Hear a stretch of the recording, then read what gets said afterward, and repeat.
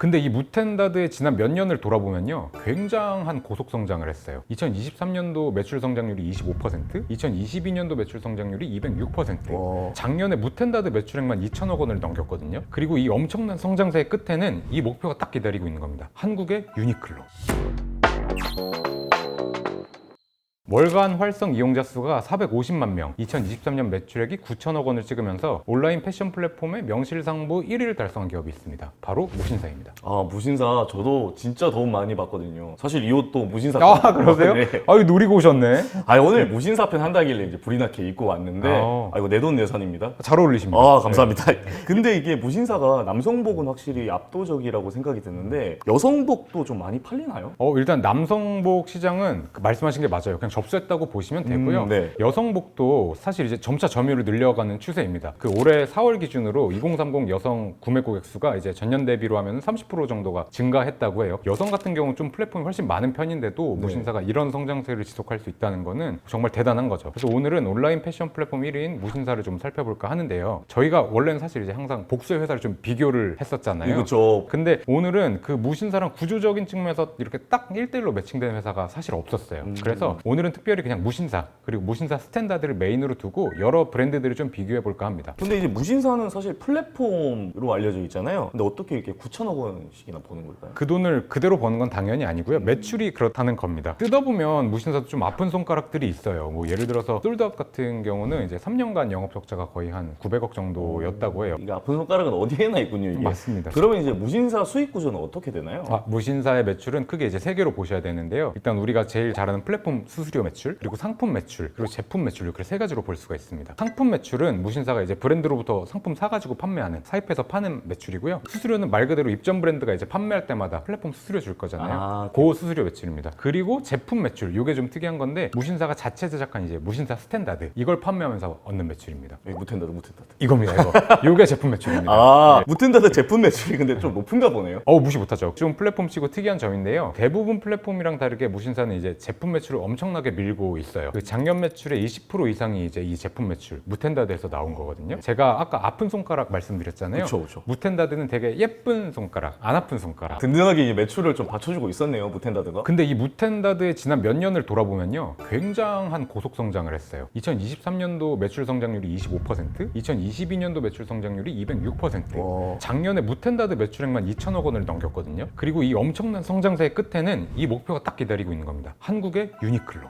목표가 굉장한데요? 그리고 또 숫자만 들어보면 그렇게 멀게 느껴지지도 않고요. 맞아요. 지금 흐름이라면 충분히 달성 가능할 것 같아요. 그리고 이런 목표와 맞물려서 무텐다드 오프라인 매장 수가 21년도에는 1개였는데 23년도에는 5개, 그리고 올해는 30개까지 늘린다고 해요. 제품군도 여기서 더 늘린다고 하니까 아직 성장할 여력이 남아있는 건 확실한 것 같아요. 근데 이제 플랫폼 사업으로도 돈은 잘 벌었던 걸로 제가 들었는데 신사업을 계속해서 벌이는 이유가 있을까요? 플랫폼 사업에서 물론 이제 무신사는 독보적인 1위 브랜드인 건 맞아요. 근데 반대로 말하면 여기서 더 키우기 힘든 면도 분명히 있고요. 플랫폼 사업 특성상 경쟁 상황에 따라서 이제 변동이 좀 심해지는 경우들이 많습니다. 업종 자체의 한계라고 보여져요. 상품도 사실 외부 요인에 따라서 마진 관리가 쉽지는 않거든요. 1등도 참 나름대로의 고민도 있군요. 그럼요. 정규 1등들이 원래 고민 더 많이 하잖아요. 해본 적이 없어서.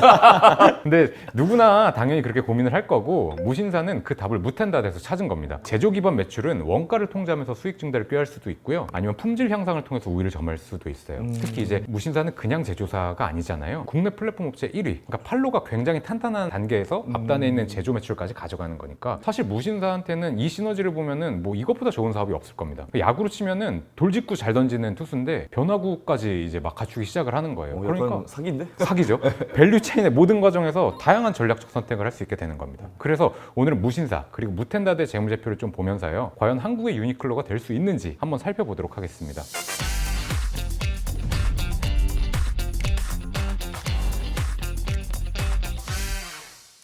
우선 무신사의 2023년 성적표를 한번 볼까 해요. 매출은 8,830억, 영업이익이 371억, 당기순이익이 354억 원을 기록했습니다. 22년도를 비교를 해보면 매출이 6,451억, 영업이익이 618억, 당기순손실이 67억 원이었습니다. 매출액 성장세가 좀 재밌어요. 21년도 매출이 4천억 원 정도였거든요. 뭐 영업이익은 600억 원 정도였지만 최근 3년 동안 매출액이 매년 한 2천억씩 점프를 한 겁니다. 매출액이 2천억? 진짜 대단한데 이렇게 점프를 계속하는 이유가 있나요, 매출액이? 한 줄로 설명하면 무신사는 한시 한시도 가만히 있는 법을 모르는 회사입니다. 계속 뭔가를 해요. 그 뒤에서 자세히 살펴보겠지만 최근 연도 매출액의 증가는 제품 매출이 이끌고 있어요. 네. 그 자체 제작 브랜드인 무신사 스탠다드, 무텐다드라고 하죠. 무텐다드 매출이 새로 발생한 영향이 큽니다. 물론 이제 상품 매출이랑 수수료 매출도 계속 증가하는 추세인 건 맞아요.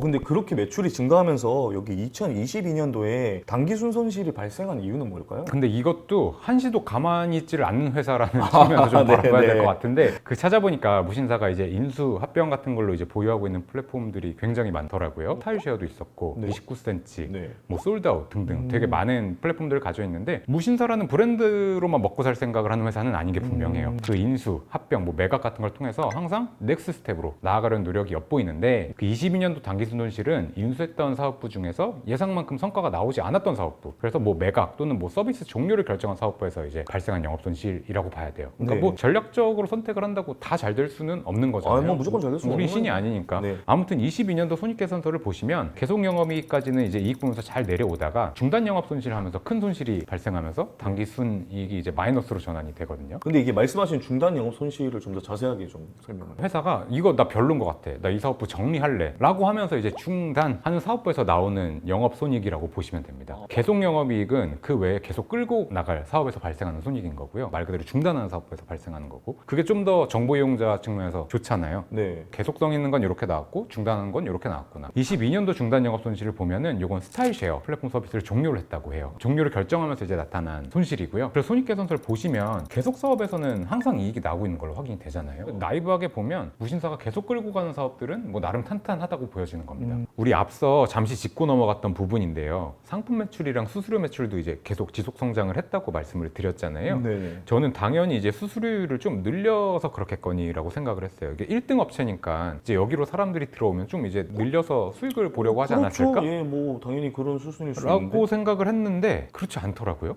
그 말인즉슨 이제 무신사는 수수료를 높이지 않았다. 높이지 않은 게 아니라 낮췄습니다. 오히려 낮췄다고요? 오히려 낮췄습니다. 오. 2018년부터 실질 수수료를 계속 줄이면서 입점 브랜드들과 이제 상생을 목표로 했고요. 심지어 이제 작년부터는 수수료를 한 자릿수까지 낮췄어요. 더 낮춰서 한 자릿수까지. 이거 네. 경기 침체라고 해가지고 소매 업종 영업 환경이 이제 많이 어려워졌다고 했는데 무신사 매출은 계속해서 올라갔다는 점이 조금 흥미롭네요. 근데 무신사가 플랫폼 업계에서 그냥 뭐 김혜자 선생님이라 가지고 그렇게 막 퍼주는 거는 절대 아니고요. 해자롭지 않아. 해자롭지 않은 네. 그거는 절대 아니고요. 네. 사회환원 활동이라고 볼 수는 없습니다. 이거는 네. 무신사의 전략적인 선택이었어요. 저도 이제 찾아보고 분석을 해봤는데 수수료를 낮추면서 입점 브랜드들을 무신사에 락인을 시킨 겁니다. 그리고 타 플랫폼에 비해서 이제 상대적으로 비용 부담이 줄어들게 되잖아요. 그럼 입점 브랜드들은 무신사에서 좀 더 나은 상품들을 공급할 수 있게 되겠죠. 경쟁력 있는 가격으로 공급할 수도 있을 거고요. 그렇게 되면 연쇄적으로 소비자들도 무신사로 락인이 될 겁니다. 그러니까 시장 1위 업체가 쓸 수 있는 되게 엄청난 전략을 쓴 거예요. 근데 요새는 또 중국 플랫폼 시장이 좀 뜨고 있잖아요. 알리, 테무, 알테쉬. 그러니까 알테쉬. 쉬인 네. 뭐 이런 등이 네. 떠오르고 있는데 네. 무신사도 위협을 받지 않을까요? 근데 그렇진 않은 것 같아요. 그 말씀하신 중국 플랫폼들은 논 브랜드, 그러니까 한국으로 치면 동대문 같은 시장에서 이제 사입하는 상품들이 많아요. 네. 그러니까 브랜드나 뭐 이제 자체 브랜드를 판매하는 무신사라는 결이 좀 다른 거죠. 영역이 달라요. 그 실제로 무신사 매출에도 큰 영향이 없었다고 해요. 그 반면에 그 무신사가 경쟁에 뛰어들거나 뭐 변동을 받을 수 있는 건 에이블리, 지그재그 같이 이제 비슷한 성향의 상품을 취급하는 플랫폼들. 그래서 뭔가 이슈가 발생한다면 무신사의 매출에 영향이 있을 수 있겠죠. 좀 더 수익을 자세히 살펴볼까 하는데요. 네네. 23년도 기준으로 매출 8,800억 정도의 세부 구성을 볼까 하는데 수수료 매출이 3,900억, 확실히 크긴 하죠. 그리고 상품 매출이 2,760억, 그리고 제품 매출이 2,055억, 그 외 기타 매출이 한 100억 정도 잡혀 있어요. 그 제품 매출이 전부 무텐다드는 아닌데요. 기사나 뭐 여러 가지 정보를 좀 정리를 해보면 사실상 제품 매출의 대부분이 무텐다드인 것 같아요.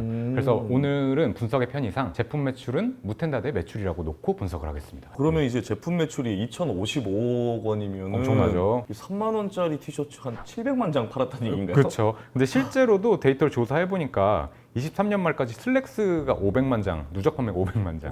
많죠. 그리고 티셔츠도 누적 판매량이 500만 장. 엄청나게 팔았어요. 우리 5천만 국민이잖아요. 그러니까요. 10%. 10명 중에 한 명은 입고 있는 거예요. 그러니까 이제 무텐다드가 엄청나게 성장을 할 수 있었다고 좀 보여지는데 다른 스파 브랜드랑 비교를 했을 때도 무신사 정도면 많이 성장을 한 거겠죠? 많이 성장한 편입니다. 그 네. 다른 스파 브랜드 성장률이랑 좀 비교를 해볼까 해요. 네네. 그 재무제표랑 이제 각종 기사를 참고해서 그 대략적인 성장률을 저희가 비교를 해봤는데요. 23년도에 유니클로가 30%, 얘네가 좀 높기는 해요. 스파우가 20%, 탑10이 15%, 무텐다드는 25%. 많은 스파 브랜드들이 매출이 훌쩍 뛴 거는 맞고 그 중에서 무텐다드가 높은 편인 건 맞습니다. 그 와중에 또 유니클로는 독보적이네요. 근데 이거는 사실 우리가 다른 요소를 좀 같이 봐야 되는 게 네. 한동안 이제 노제팬 해가지고 불매가 아, 엄청 그쵸. 났잖아요. 그랬었죠. 그러니까 유니클로는 그 매출이 좀 줄어들었다가 정상화되고 있어요. 요즘 좀 노제팬이 사그러들었잖아요. 그래서 최근 매출이 계속 회복세라서 그거에 대한 좀 반사 효과라고 보는 게 좀 맞는 것 반사이익 같고요. 같은 느낌이. 무텐다드의 25%는 굉장히 좋은 수치인 건 맞습니다. 그리고 이제 지오다노가 23년도 매출액이 1,700억 정도고 무텐다드가 2,000억 넘겼으니까 오. 무텐다드가 지금 지오다노는 넘어선 거고요. 물론 이제 다른 스파 브랜드들은 좀 더 열심히 추격해야 하는 상황입니다. 이야, 그럼 이 무신사 실적이 온라인만으로 만들어낸 성적인가요? 물론 온라인이 탄탄하지만 아무래도 오프라인 매장이 매출 신장에 기여를 한 거는 분명해 보여요. 그 무신사에서도 그래서 무텐다드 매장 수를 올해 30개까지 늘린다고 그쵸. 이제 말을 하고 있고요. 이런 맥락이지 않을까 싶어요. 그러니까 무신사는 온라인에서만 볼 수 있다는 편견을 깨고 싶어 하는 것 같아요.